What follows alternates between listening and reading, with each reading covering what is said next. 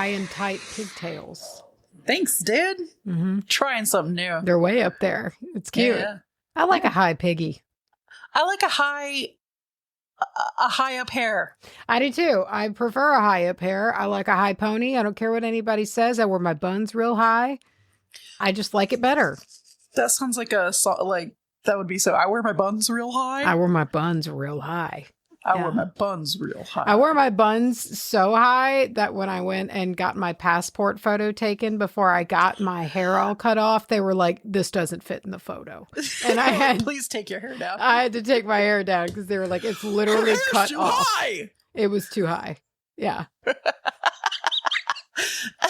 The last time I went and updated my driver's license and did the driver's license photo, they never do this. But the lady taking my picture, she's like, okay, smile. And that always throws me off because I never really want to like cheese, so I just kind of give but she said smile and it threw me off. And I think I just went, and she snapped the picture and she looked at it. She goes, let's do another one. Let's try that again. They never fucking do that, dude. She did you a solid, man. She really did. She was nice as shit, dude. All right. Okay. Hi. Welcome to the Witch Bitch Amateur Hour. Yeah. At night. At night. Yeah. Not after dark, but after dusk. Yeah. That's a cute spin. Mm-hmm. Wabah after dusk. After dusk. We don't want to be here too late. I don't want to record after dark. I've got soup beans cooking and I can smell them. And I'm going to eat those before it's dark. What kind of bread you got to go with that? You got cornbread? See, this is, so I'm making some homemade corn tortillas. Oh yeah. There's something else made fresh. Yeah. Delicious. Yeah. Wow. Yeah, I'm very excited. I'm very hungry. But I'm just going to be taunted by the smell. I could smell it as I was walking up to my house because I crock-potted them all day and somehow it seeped through the walls. Oh, yeah. A crock-pot will do that to you. I'm really ready for it. What are we talking about today? Snails. Oh, thank goodness. Yeah. Talking about snails. I recently thought longer and harder than I have about this, probably ever. But I thought about that snail story, the one that's always the immortal snail that's always on its way to touch you. And you know what I'm talking about? I don't know if I do.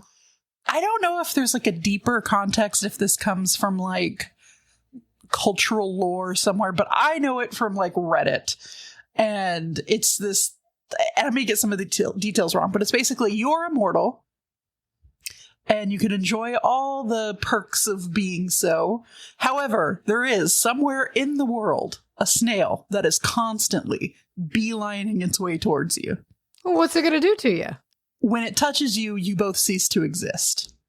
So you have to, and it looks like every other snail, you don't get to know where the snail is at any given point. You just know he's out there and he's coming for you.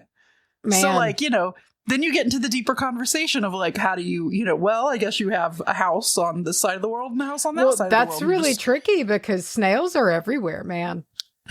And you never know what snail it's going to be. And also, I don't know the rules. Does this thing beeline in the true sense of the word? If there's an ocean in the way, does it just go whelp? So that does somewhat, trucking? not I don't know about, not the ocean part, but that does kind of get a little bit into their behavior and movement patterns. So that's interesting. They'll just beeline to things? They're very purposeful in their movement. I finished a book called The First Man in Rome, which was this big historical fiction book. And there was a whole little part about them finding giant African snails. And it just got me really thinking about snails. And here we are. That's it. That's all it took. I love that. I was playing Date Everything recently. On streams Friday night at 6:00 Texas time. Check it out. Anyway, I was playing Date Everything and somehow, and I won't get into it, we got on the top. A giant pickle came into the picture and it was alarming. And it freaked me out so much that someone in the comments, and I'm so sorry, I don't remember exactly who, but someone who's just like, your next topic should be pickles. And I thought about it for a little bit. I thought about it just for that like small handful of people being a little joke just for us. But alas, it is not. I'm talking about keys today. Keys, like the thing that opens locks. Oh yeah, absolutely. Okay. Because I lost my keys today. And I was so mad at it that when I did eventually find that key, I went, you know what? I know what I want to talk about. Maybe this is a sign. Okay. That's interesting. The Fae stole my keys today. See, since Poltergeist is so fresh on my mind from watching Poltergeist like a few days ago, like my brain's like something took that and then spit it right back out at you. You did. You say maybe your house has Poltergeist. I love it when people phrase things the way that you just did, by the way. You're like, Poltergeist is so fresh on my mind from watching Poltergeist. I did. It's a real Cusco's poison kind of thing. I go first. I thought you did. Okay. Yes. I go first. So I'm going to talk about the magic of keys. Okay. This ties a lot into Hecate, too. I wondered if it would. We have not spoken about her loveliness in a while. But, you know, we all have keys. That's true. Mm-hmm. Mm-hmm. So I think a lot of the times we just like, when I first said I was talking about keys, what did you envision? A sweet ass skelly key. No, I thought it was key. A super cool ass skeleton key. Do you remember that movie, The Skeleton Key? I do. I'll never forget it as long as I live. So we can kind of easily, when you think about it, you can see where keys sort of have tied in from what they are in the physical world, which is the locker. If you rolling your eyes at me, you bitch. My eyes burn. No, I know. Is it a mascara, sunscreen, or sweat? It's ragweed. Yeah, they mowed our road today, like with the tractors, you know, like when they come and do it, which is nice because we needed it. They mowed our road, you know, like when they come along and do it with tractors. Yeah. Like, you know, like when they mow the ground. Yeah. It's serious. Everything's stirred up. The moment I got home, I was like, oh, and then my eyes swelled shut. I'm glad that I very rarely am affected by the ragweed. There's something out there that gets my ass every once and again. It can't be ragweed though, because I'm not constantly going off. I do see it on the side of the road a lot. God, and I look at it and I go, that's ragweed. Ugh. I know the difference between this and goldenrod because we talked about it. Goldenrod goes at the top. Yeah, it's yellow. Keys. We have keys. They lock things, they open things, and we can see how this can kind of metaphysically start to tie itself to be like a symbol of power, access, protection, maybe even a little transformation. Ignore that beep. So whether they're, made from, it's a cool ass skelly key made from iron or bone, or if it's like coded, a digital little beep, beep, beep keypad. These are all keys that represent control. They can sometimes represent surrender, and the choice to open something or seal something, guard it, whatever. Do you ever do any work with keys? Do you ever keep keys in like a symbolical sense, or no? Really? Yeah. I know you have in the past talked about locking things. I will like metaphysically lock things, but I don't actually work with keys, which is interesting. The physical key. I've started, and I think we talked about this in the mirror episode a while back. I have started to like lock mirrors, and I do like a key locking motion, but I don't have a I think I did have a key for that. Should I still have that key? I'm scared now. Anyway, It's fine. So let's see. In witchcraft, keys can embody the essence of the idea of liminal space, sort of the in-between, where something ends and begins and kind of blurs, that doorway kind of vibe. Mm-hmm. Can be about hidden knowledge, unlocking wisdom, unlocking memory, trusting, aka, I guess, unlocking the intuition that we hold within ourselves, guardianship, holding the authority to open or deny whatever it is. Protection, locking up what must be kept safe, or opening up a road, blowing the doors down so we can have these opportunities just come blasting through the door. It can also, and I was interested to read that it can also be ancestral or shadow like access, sort of like descending into these locked chambers of the mind or of history. Mind freak. What does it say? I am not normal. What does he say? I am not a person. How does the rest of that go? Mind freak. I am not normal. Doesn't he say something like that, though? It's like, I don't remember. I am not normal. There's also the key to one's heart, to their devotion or their desire, the soul, the unseen, all that lovey shit. But if we're speaking on skeleton keys, especially, they hold a special reverence. Kind of the open-ended design that they have can suggest an adaptability. There you are. You got there. First. You found it. Yeah! I can talk. Mystery, timeliness, and just sort of accessibility, not needing to be like a specific kind of key, Also, this is making me think of when I was young. Did you, in movies and whatnot, when they talked about the keys to the city, did you take that very literally? Of course. Yeah, I thought when you were granted access to the key, when you were given the keys of the city, it meant that you had a skeleton key that would open up anywhere you wanted to go. Yeah, in the city. And I was always like, I could open up like the cupcake store after hours. It seems like because otherwise it's just purely ceremonial and like, what does it mean? Like if you're going to give me the key to the city, make it so that I can go anywhere that I want to at any time at my discretion, because I have, guess what, the key to the city. Exactly. I've got the key right here in my pocket. I guess you aren't in this case, like you're still thieving. If you bust in somewhere, you eat all. Oh yeah, no, I just want the opportunity. I just want the option. I just want to know, like, if I'm gonna get taken down for like a charge, I want it to be for taking just the theft. I don't want it to be the B&E also. Just the theft. And maybe I just want to go hang out, Maybe I just want to use your Keurig machine, which is free for use during the daytime anyway. Yeah. And I just want to make a cup of coffee and sit in your spot. Go hang out at like the book or like the D&D store and like, just go putz around all night. What an introvert's dream. Like no people. Just go be the only customer. I'd even leave money like under a rock or something and be like, I'll buy shit. I just want no one else to be there. I saw the price tag. Here's $16 for this one 20-sided dice. I was going to say, here's a cool D20 that's all fancy for that much money. Exactly. Wow. Let's see.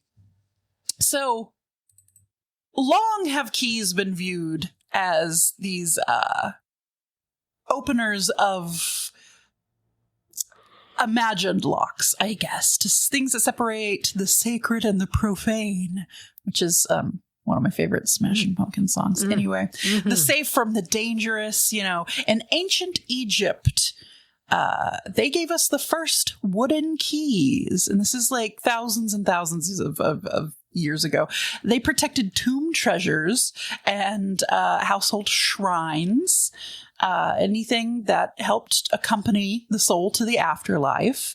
The act of locking something up was deeply spiritual, and it, preserved this boundary of like, don't come in here when you're not supposed to. But it was more so just kind of accepted that this was an idea of locking locking something away. The Romans, of course, had keys by this point, and to them it was this the symbol of personal power.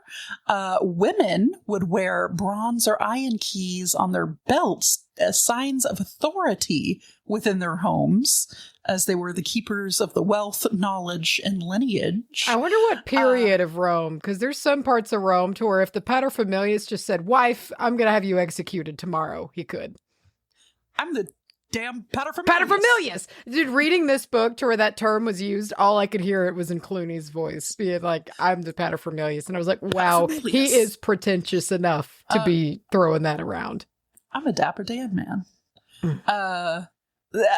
Let's see. Where was I? There were even things called love keys exchanged by couples to symbolize their fidelity to each other and their locking their hearts to one another. Do you remember when Jacob gave a baby a promise ring? I know. Okay, Macy, in your reading of, what's the name of the book? Breaking Dawn, you were sending me little snippets of it, and one of them was that you were like, Jacob just gave a promise ring to a baby.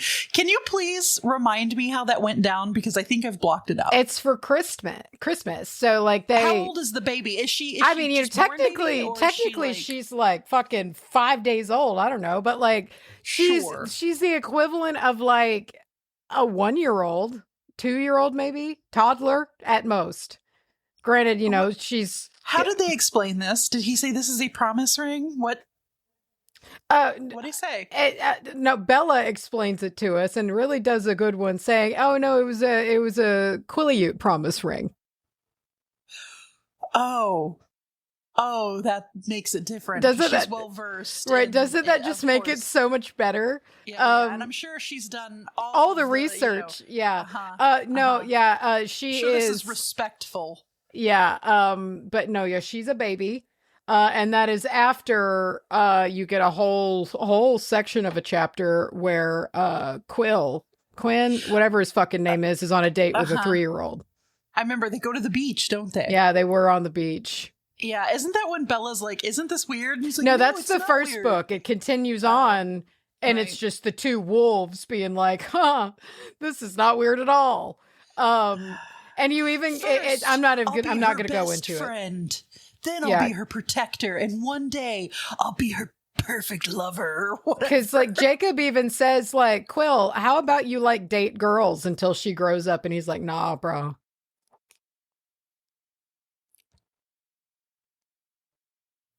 You really want to raise your wife. That'll ripen. Yeah. Oh, the Romans. No, in medieval Europe, iron keys would be hung near doors to repel spirits and the fae and witches. Blacksmiths would forge keys very like reverently, sometimes even having like being whispered to as they were being forged. Monks and nuns would carry these fucking sweet ornate church rings. We're talking about rings and it's on my mind now. But they were markers of sacred responsibility. And some of these really special keys, and I can imagine this in like a Catholic church with all the ornate like lore to everything. Like some of the keys were so special that they would hum with their power. That's cool. It's pretty cool. And then across folk traditions from various parts of the world, keys have slipped kind of in and out into everyday spellcraft. A key hung above a cradle guarded the infant from jealousy or what you may call evil eye. One under the pillow would invite your dreams of a future lover. So chuck a key up under that, into that big box you got under your bed. Add it in there. Keys were jingled to frighten away restless ghosts or the fae. That's all it takes. The fae are scared of they're scared of something that babies love. Yes. Yeah. Shit, get away from that. I mean, same, though, in general speech, I feel like a lot of the times if a baby's all about it, I don't really want to be near it. Loud toys. Yeah. Teething rings. Sticky bottles of milk. I don't want that. I do love a glass of milk, though. I know you do. I do love a glass of milk. That's right. I'm an adult that drinks milk. Suck it.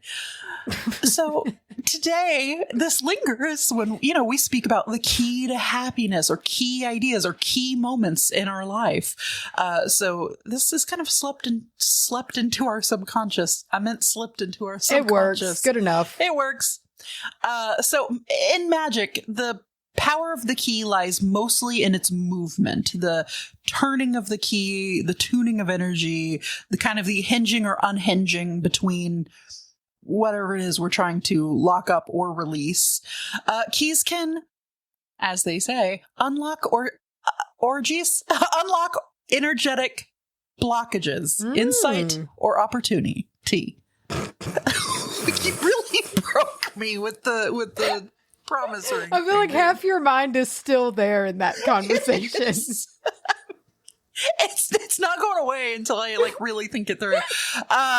You can lock down protections, boundaries, and even secrets. It can serve as a tether to certain deities, again, such as Hecate, or spirits or ancestors. Protection, like if hung above doorways or altars, act as pendulums, which I like the idea of.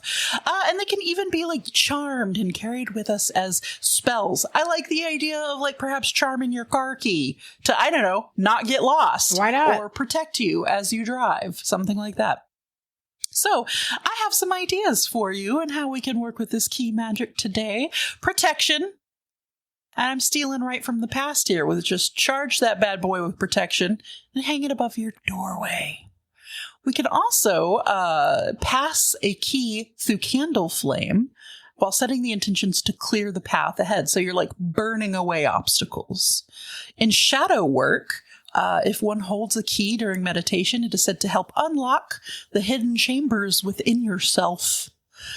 You can go the love magic route and carry a key marked with perhaps the initials of your love, or perhaps a little symbol to attract someone who is the right fit for you. Oh, see, yeah, they'll stick it in and it'll turn just right.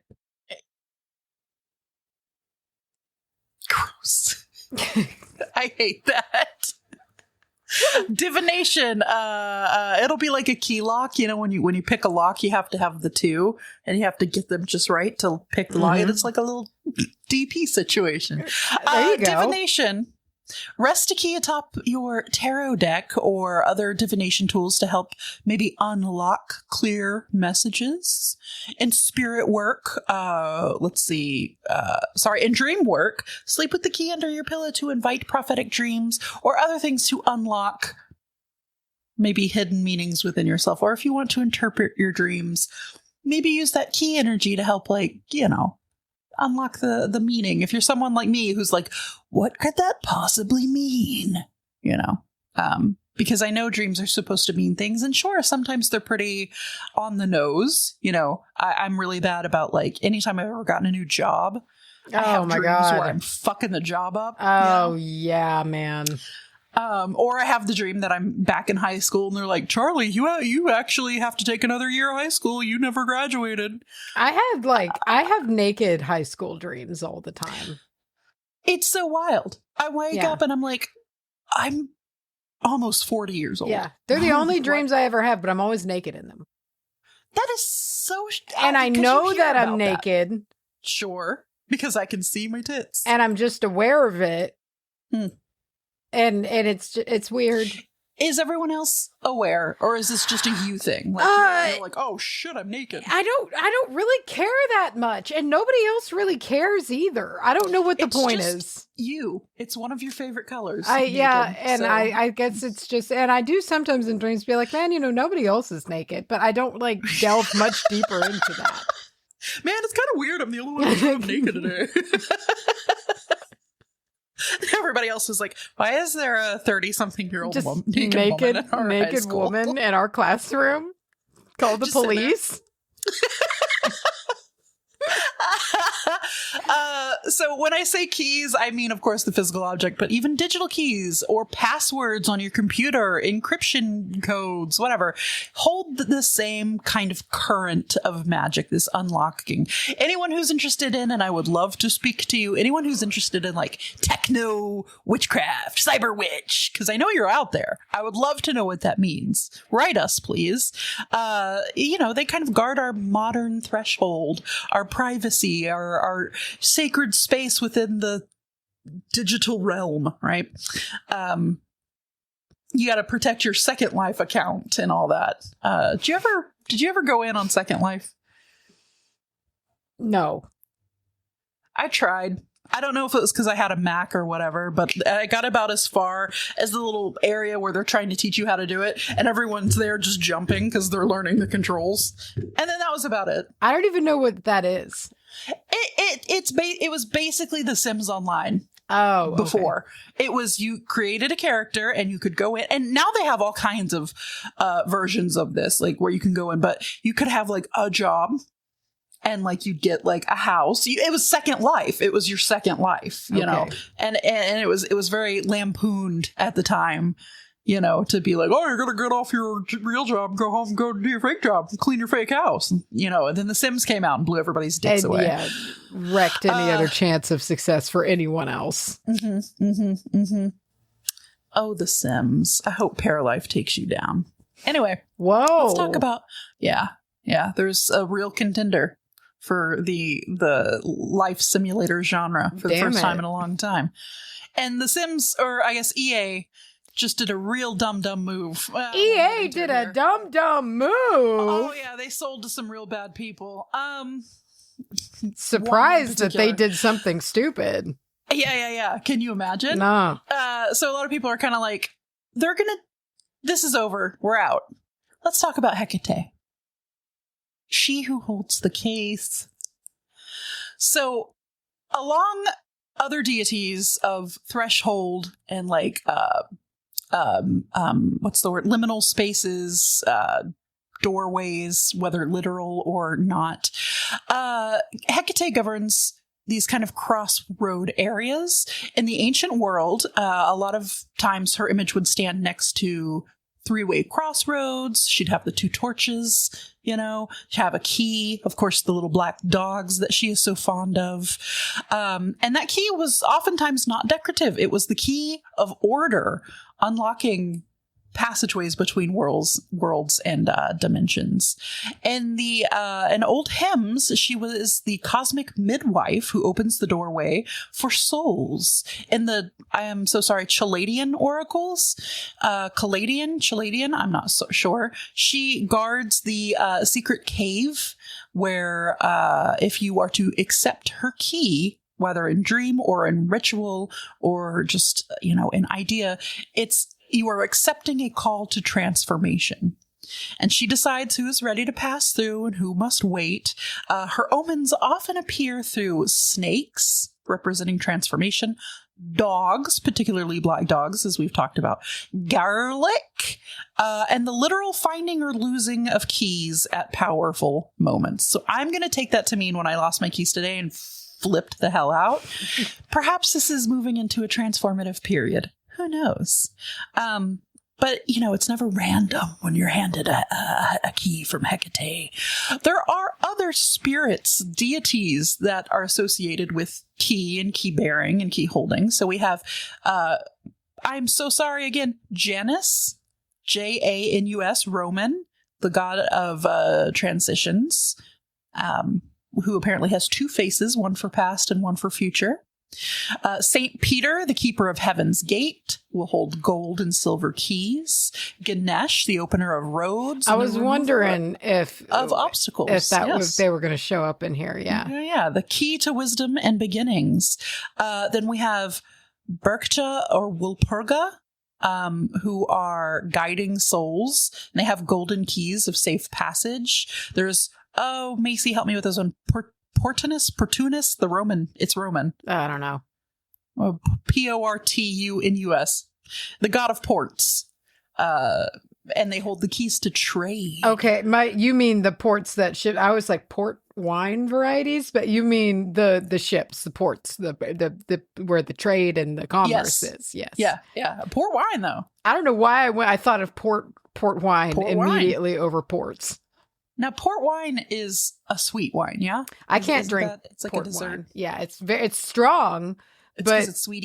It's very sweet. Did you see that the Ren Fair has a couple of different absinthe bars and festivities? There's wonder how strong it is. I don't know. It's the Ren Fair, so either way too or way not enough. Yeah. There's no in between. No. Let's see. Mershin in Chinese lore guards the gates of homes and blocks entry to malicious spirits. And Anubis is the psychopomp of the dead, guides souls through death's gate. Tight. So, let's see. In a lot of these old stories involving these different deities, the crossing of a locked gate, the unlocking and the crossing of a locked gate symbolized rebirth. Sometimes this was very literal in the storytelling, like someone would die and then come back to life, but it was all about transformation. And to work with the key is sometimes said to be working with rebirth itself. And it becomes this very symbolic act of, am I ready to die and become the next, version of me? Am I ready to be me 2.0 is what I'm saying. And in shadow work, working with keys, it can kind of help guide us to whether or not we are ready for that, because not every door is just ready to be opened at all time. Timing is a part of this, and having that sort of wisdom to know the difference. I feel like since we're watching Midnight Mass, I've got serenity on my mind, the wisdom to know the difference. Kind of don't be opening things until you're completely ready and that you are sure that you are ready. I have some global key lore that I just didn't quite fit in with the other stuff, but I still think it's interesting. In Japan, 3 key charms symbolize love, health, and fortune.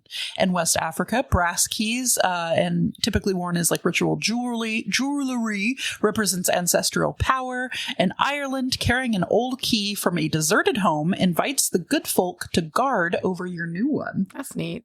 That's fucking cool. And in Appalachia, a key dropped into running water was once used for truth divination. If it spun, deceit was near. And if still, the truth held firm.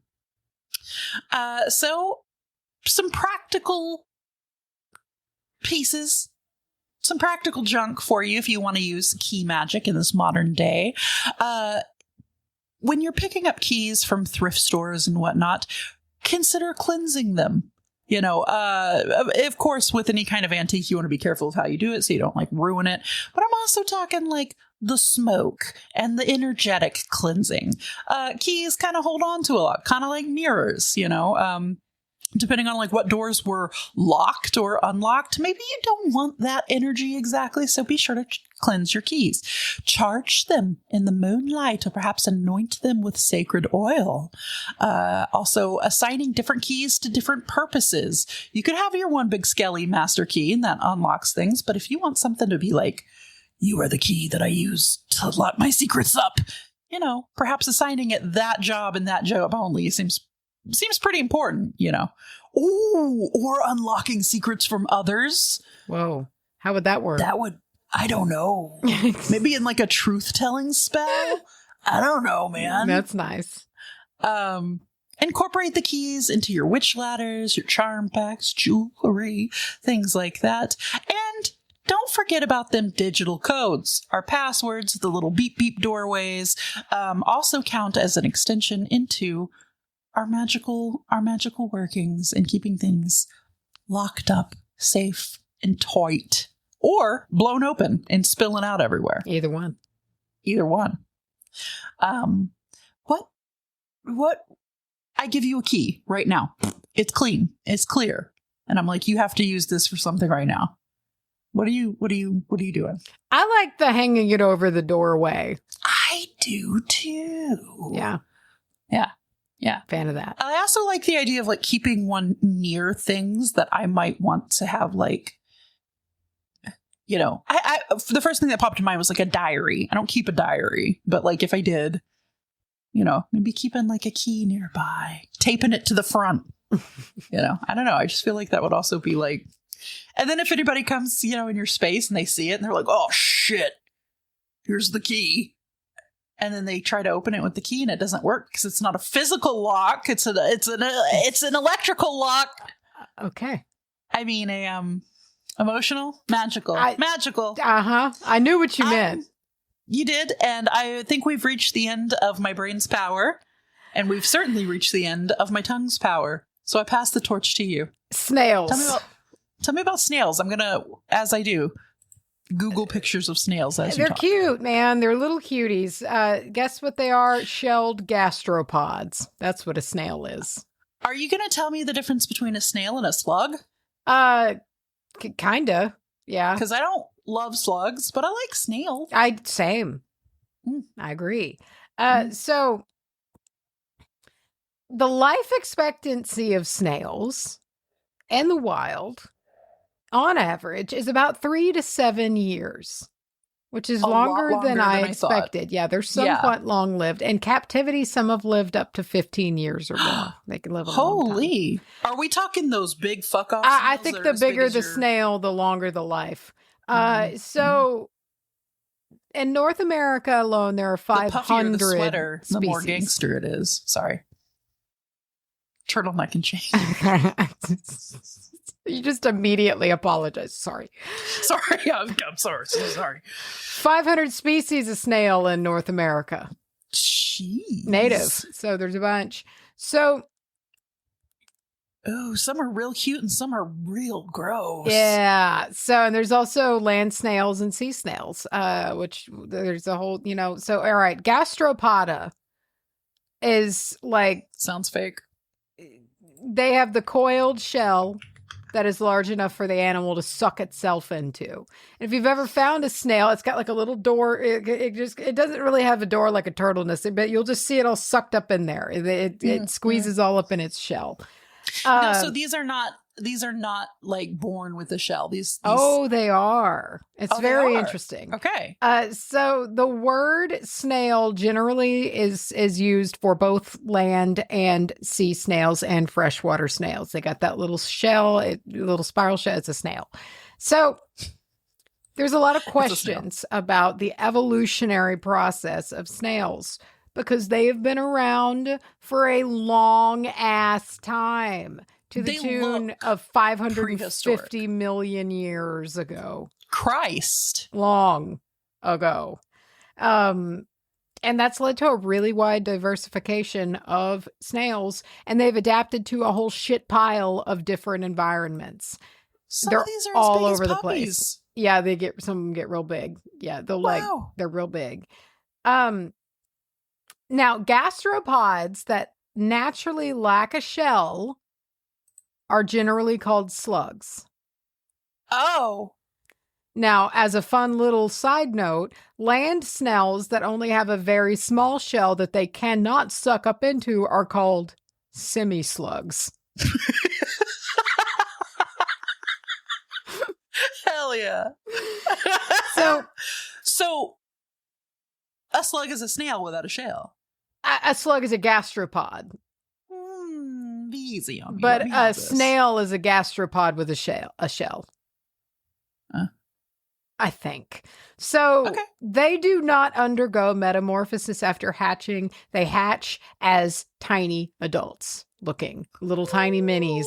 And really the only additional development they undergo is to consume calcium where they can to strengthen their shell and grow up. How does the shell grow? It just grows. It grows with their body. Is it like bone, I guess? It's calcium carbonate is the main component of a snail shell. Okay. Because like we as humans, when we're born, our bones are as big as they're ever gonna be. So sorry. Their snails can be male, female, hermaphroditic. They really run that gamut. So there's lots of different systems of sexual determination when it comes to snails. Many have both reproductive organs, so they can produce their own eggs and sperm, allowing them to self-fertilize without anybody else around. However, a lot of the time, even so, they will try to usually find themselves a partner in the, quote, traditional way. Oh, they're traditional. Yeah. Okay. All right. Yeah. So fundamentalists, if you will. Yeah. Snails have three main anatomical features: the foot, the mantle, and the radula.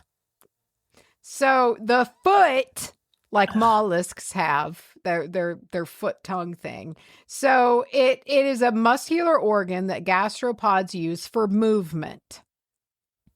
Now, gastropods, their stomachs are located within this foot, which is actually where the name gastropod comes from. Hey. Gastropoda, gastro, stomach, foot, pod, stomach, foot, gastropod. So it's the lesser known cousin of Bigfoot. So there it is. Hey, I'm stomach foot. I'm stomach foot.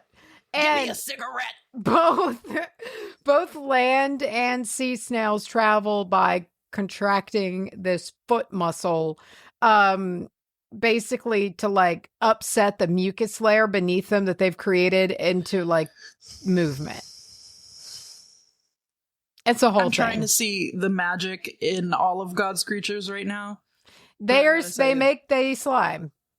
Slime, and listen, I will put that slime on my face. I do every day. So the mantle is the organ that produces the shells and aids in shell growth. So in snails, the mantle like continuously grows out the shell the entirety of the snail's life. So the shell is always growing with the snail. And generally, land snails are going to be more busy and active and getting around at nighttime due to damp weather and dew and things like that. They love the nightlife, baby. They like it moist. They like it a little wet.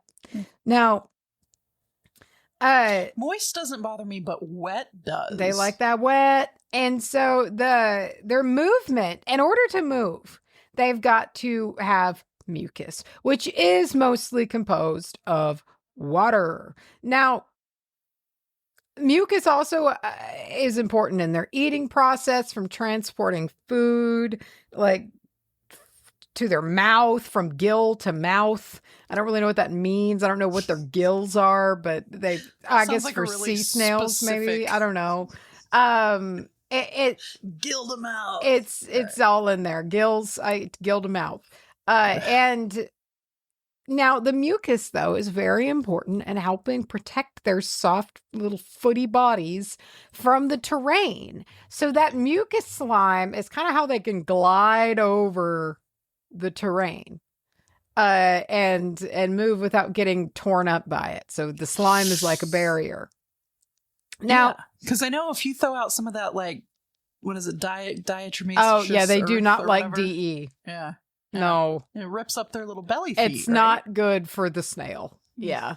Or many things. Any armored insect, not good. Like DE's some, I mean, it's used in gardens all the time, but it will fuck up some creatures. Some bugs. You know what it's good for is making little plates that you put like your soap on, and it sucks that water up. Have you ever seen those? No. Oh God, they dry so fast. Interesting. They're like, I'll send you a picture, but they make like bath mats and shit out of it, and like, you know, where you can put your like your dish soap or whatever. You know, it's always drippy. Dries in like 0.2 seconds. It's wild. Huh. It's like magic. Where does it go? We have some. Where does it? I think it just sucks up to the middle part. I don't know. Interesting. God drinks it with a straw. Sip, sip. Yep. So the spiraling patterns of a snail shell it follows, which is fun, the golden race. So it also, they are called coils or whorls. The whorl. Now, whorl size generally increases as a snail gets older. And It really depends on species, environment. Different things are going to determine how big this snail and snail shell is going to get. So, moister conditions often correlate with larger snails. In larger populations, when you got a whole shit pile of snails like the snail colony, they might have smaller shell sizes due to all the pheromones being released. It might slow the growth rate down. So, all sorts of different things can affect snail shells. Now, nearly all snails use what is called a feeding apparatus. It's their radula. Radula. This thing's what is it? A mouth? Or is it like a proboscis? It's kind of both. It's like kind of like a tongue ribbon with a bunch of teeth on it. I'm going to Google snail mouth, and I don't want to be on a list, but let's go. They use it to saw kind of their food. Okay, it's really cute, though. Mostly everything they are is cute. Now, the teeth on this thing regenerate their entire lifespan. They constantly are growing new teeth. But yeah, it's like a ribbon thing with little teeth on it. It's horrifying, but it's cute. And they use it to just kind of saw their food back and forth. You can hear it. They scrape it. You can hear snails eating, apparently. I hate that. And so, okay, I did answer this. All right, so snails. Okay, both snails that have lungs and snails that have gills, being sea snails or water snails, they've diversified so much over the millions and millions and millions of years that there's even some species now with gills that can be found on land and some with lungs that can be found in fresh water and even some sea ones that have lungs too. Like they're just cool. They're a Heinz 57, just pot of organs at this point. So... gross. You can find snails all over the world. They can be found in like your local neighborhood ditch to some of the deepest depths of the ocean, from deserts to a lake, a freshwater creek. Mariana Trench. They get around. I don't know if they're that deep, but I like to think they are. How we thought we found the bottom, but we didn't. It was just a layer of There's a layer of fog there. Yeah. It's amazing. And then you could find the meglia snail down there. It's amazing to me that old Cameron just missed that. I don't know how. I don't Seems either. like you could just really poke through it really easily. Yeah. And Jason Statham could do it. And okay, that's a good indicator. You know? If he can do it, if he could do it, what took that shark so long to get back? To figure it out. Like, get up there. I'm your new da. I'm your new da. So, let's talk just for a moment about the giant African land snails, just because these guys get real big. Some can grow up to 15 inches long from snout to tail and weigh up to 2 pounds. So that's the ones that look like puppies almost. Like when people hold them. Yeah, like they just have faces. Yeah. Now the sea snails can get bigger. The largest species of sea snail, which is Syrinx aranus. I don't know. Give me a good spelling. ARSYRINX space ARUANUS. And anus. Arunanus. Anyway, they could get up to 35 inches long or 90 centimeters. And they can weigh up to 40 pounds or 18 kilograms. They can get really So this is where huge. you get your big giant shell. Your sea snails. Yeah. That you put your ear up to and you go, I hear the ocean. And I mean, that's a big boy, 40 pounds. So the smallest land snail is just a little guy. And it was discovered in 2022, measuring at full size only 6 millimeters in diameter. It's just a little guy. Now, I gotta see it. Angustopila, Angustopila. They look like a grain of rice. They're just tiny. Oh. So, interestingly, a lot of snails, if not all snails, I don't know the degree of how many cannot do this, but most cannot process colors. So if they eat some colored paper.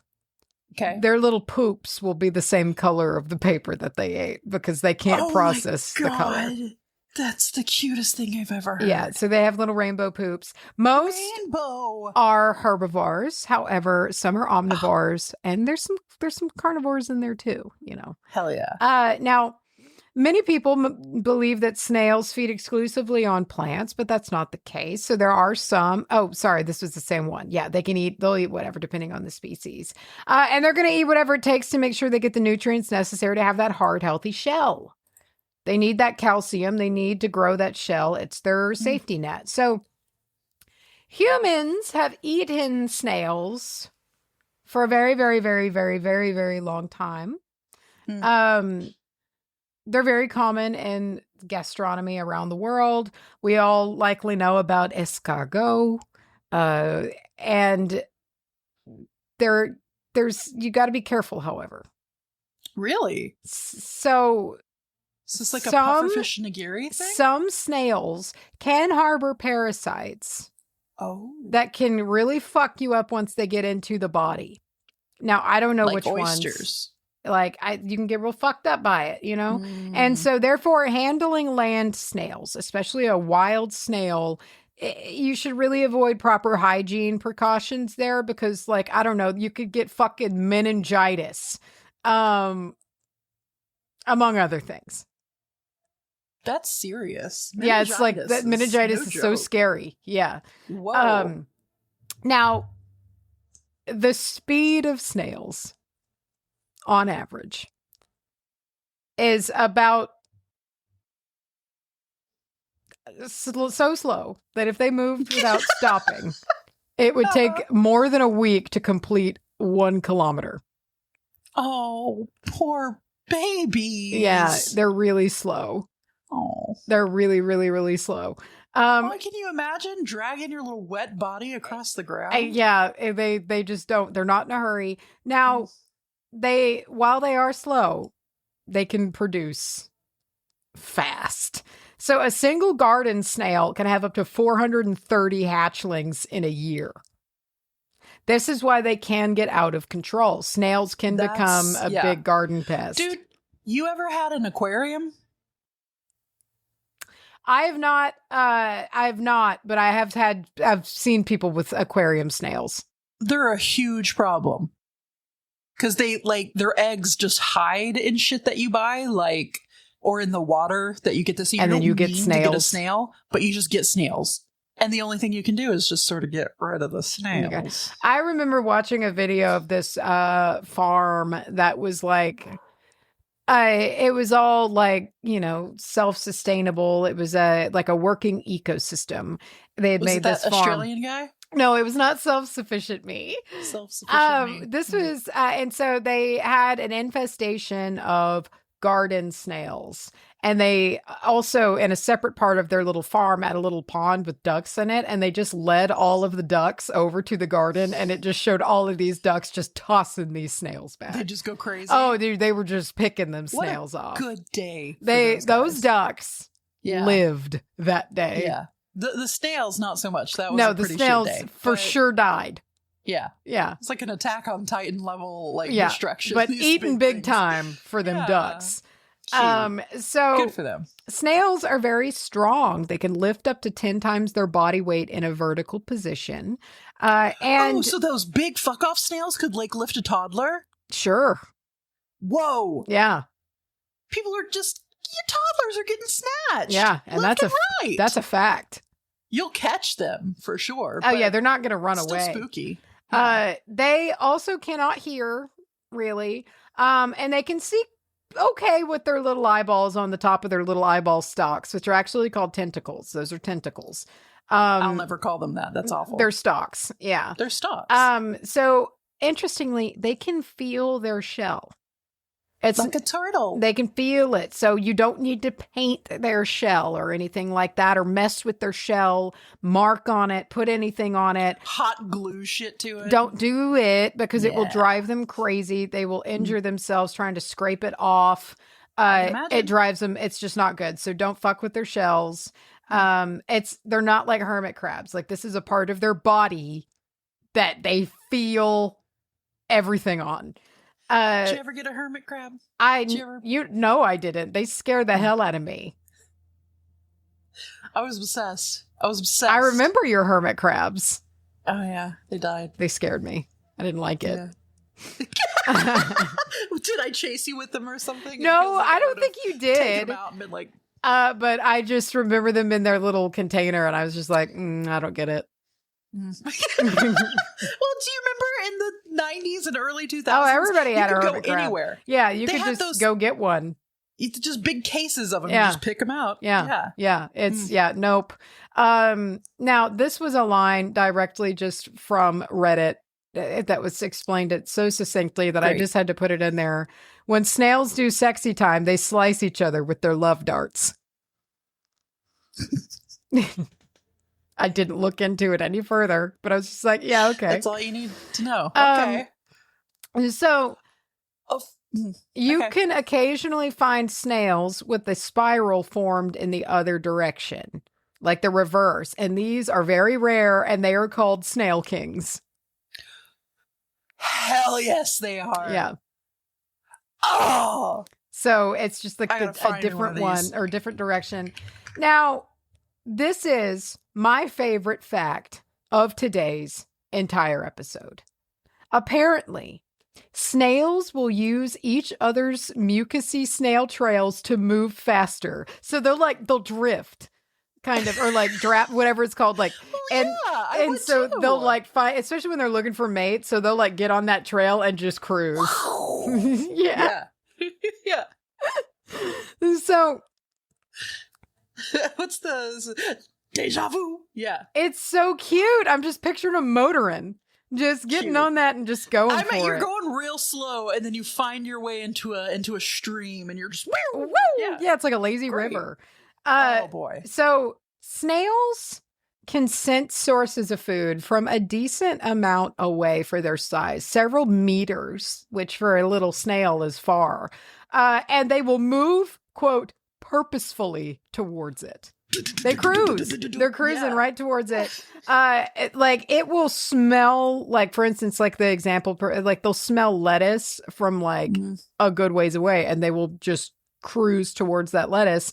But like, it's like me and Cece's pizza dessert rolls. They're there, man. Those after the cinnamon rolls. Now, interestingly, they've got a protective measure. So if they get to this lettuce, and this lettuce is covered in something bad for them, like a spray or something like that, they will foam.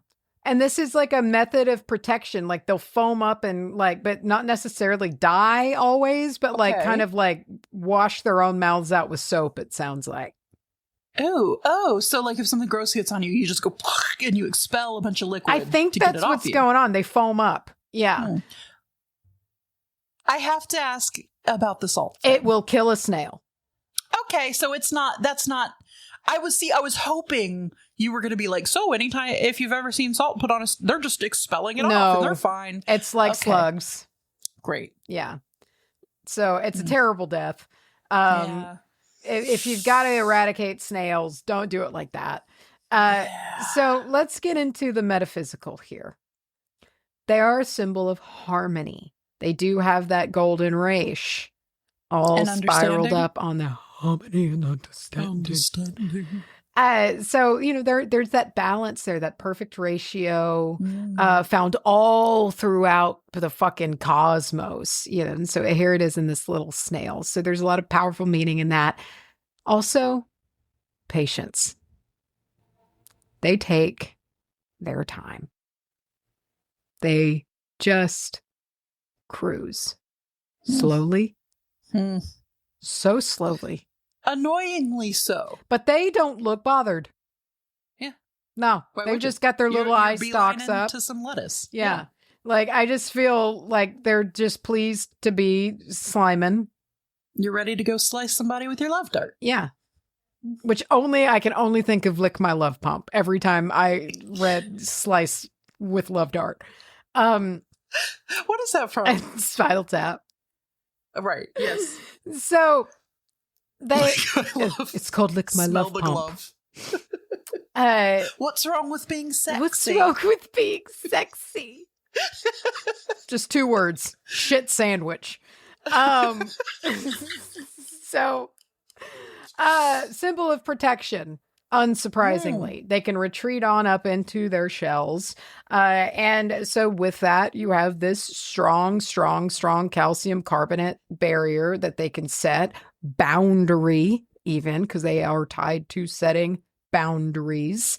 And that is something that you can kind of visualize or use as, or maybe you find a little empty shell or something. I find empty snail shells all the time here, especially living down in like a creek bed. And like, so maybe you want to use that on your your altar or during your spell as like a visual or a physical thing to kind of represent, this strengthening of boundaries or protection or things like that. You have your little shell there.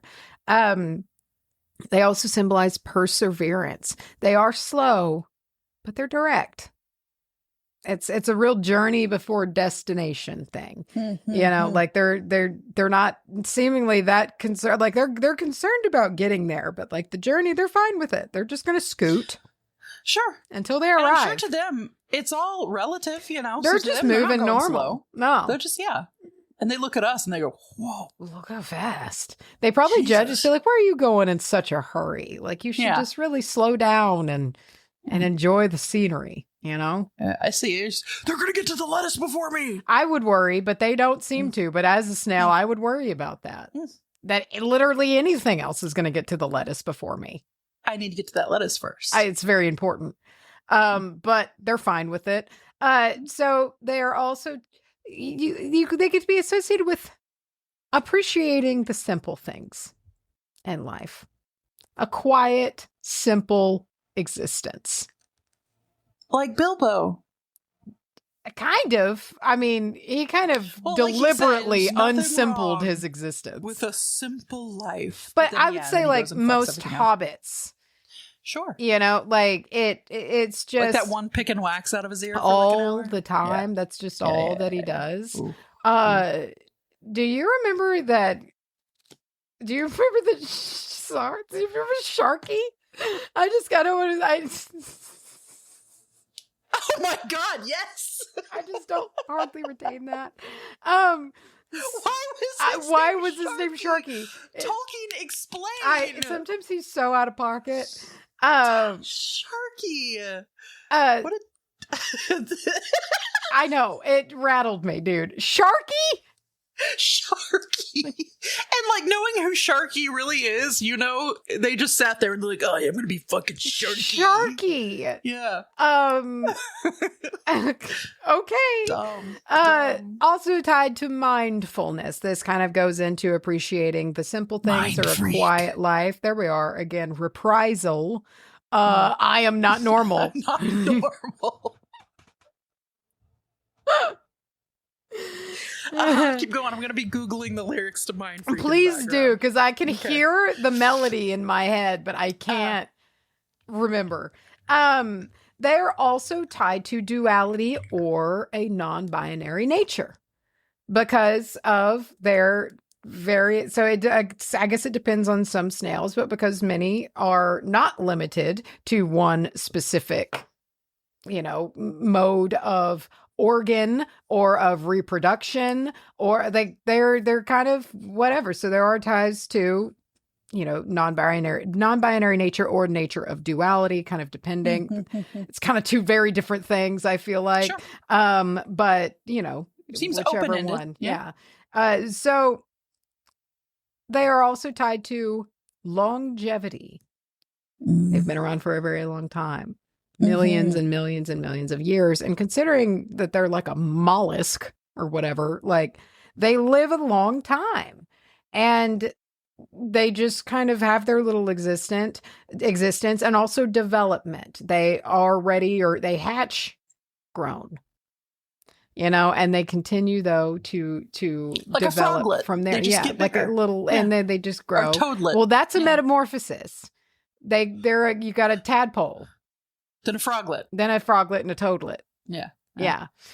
This is like a mantis, when you get like a nymph. And they're just like little minis. These are mantis's shoes. Yeah. These are his glasses. These are his glasses. And so really That's mostly it. Snails are very straightforward when it comes to their metaphysical stuff. Straightforward. They cruise Get on. it? Like, They're all I cruising can at ya. think with them is the song, Motorin. Yeah. What's your price for flight? Like, I'm just picturing little snails.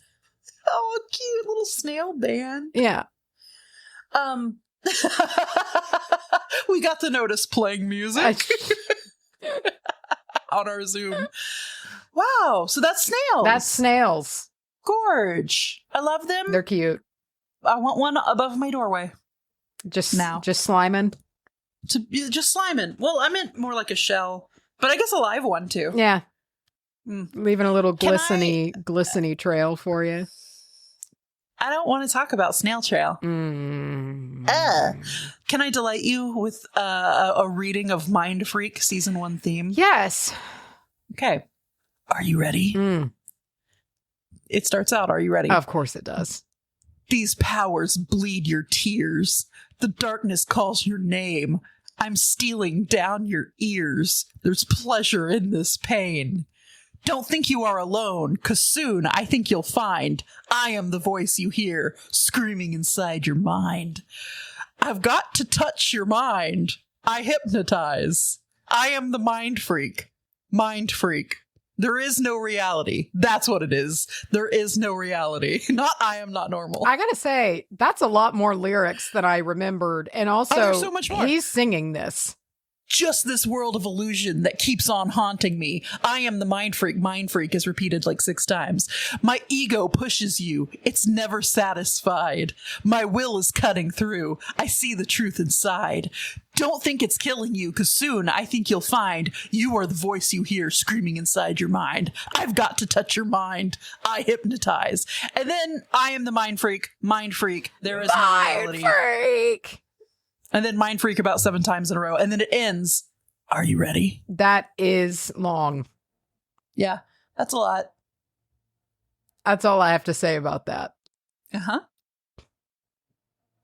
Okay. I am the mind freak. Goodbye. I'm not normal. I am not normal. I can't. It's fucking. What is it really? There is no reality. There is no reality. You could see. You could see where you got it. Yeah, piss off. Eat Not shit. you, just everybody. Eat shit. Just in spin. All right. Alrighty. I love you, everyone. I'm Goodbye. gonna go eat food. Get your soup beans on. I gotta drain the tank. You know what I'm saying? I gotta take me a little TT. I'm full on the pee-pee front.